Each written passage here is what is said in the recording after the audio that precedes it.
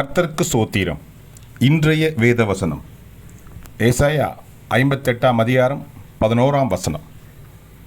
கர்த்தர் நித்தமும் உன்னை நடத்தி மகா வறட்சியான காலங்களில் உன் ஆத்துமாவை திருப்தியாக்கி உன் எலும்புகளை நினமுள்ளதாக்குவார். ஆமென். நீர் பாய்ச்சலான தோட்டத்தைப் போலவும் வற்றாத நீரூற்றைப் போலவும் இருப்பாய். ஆமென். ஏசாயா 58ஆம் அதிகாரம் 11ஆம் வசனம். கர்த்தர் நித்தமும் உன்னை நடத்தி மகா வறட்சியான காலங்களில் உன் ஆத்துமாவை திருப்தியாக்கி உன் எலும்புகளை நினமுள்ளதாக்குவார். நீர்ப்பாய்ச்சலான தோட்டத்தைப் போலவும் வற்றாத நீரூற்றைப் போலவும் இருப்பாய். ஆமென். கர்த்தர் உங்களை ஆசீர்வதிப்பாராக, உங்களோடு கூட இருப்பாராக. ஆமென்.